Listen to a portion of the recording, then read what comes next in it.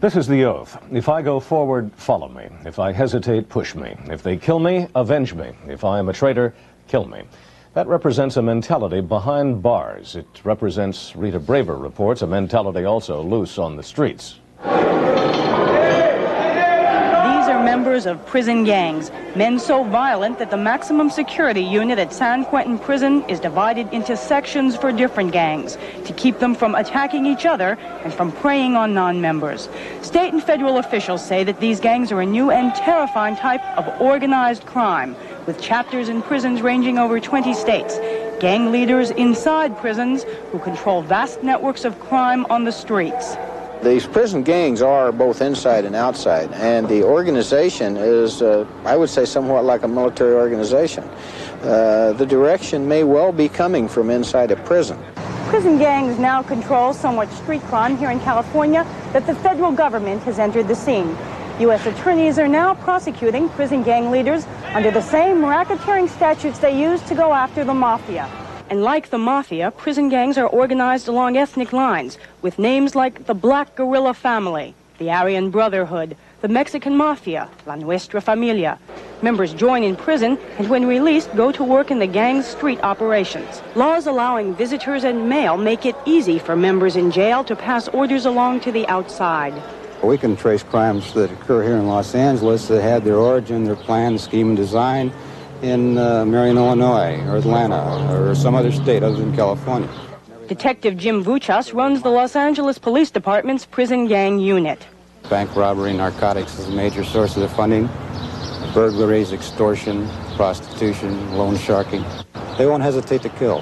Fear, intimidation, killing, that's their main weapon. Arthur Beltran used to run street crime for La Nuestra Familia. Because he's a federal witness against his old gang, we're not allowed to show his face on television. He described how the gang recruited street prostitutes.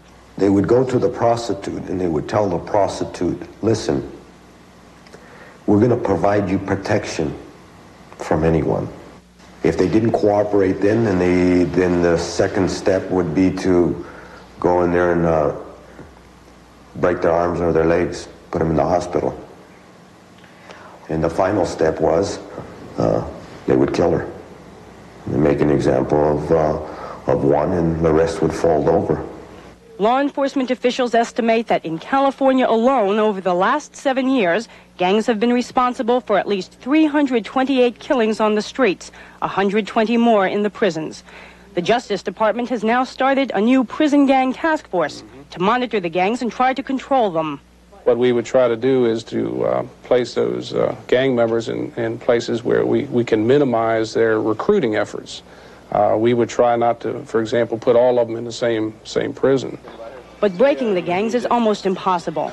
Members take an oath to stay in for life. An automatic death sentence on any gang member that turns traitor, coward, or deserter. And money is another lure. Experts say the prison gangs are now about as rich, powerful, and well-organized as the mafia was 30 years ago. Most of the profits from gang crime go back into operations, for legal fees, or to jailed members' families. A few members have made enough money to go from the slums of Los Angeles to the mansions of Beverly Hills. That is the dream for new recruits.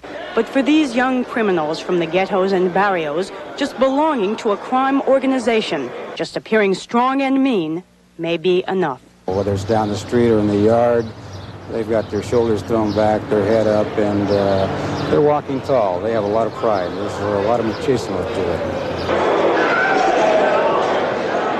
We may control it, say law enforcement officials, but we'll never stop it.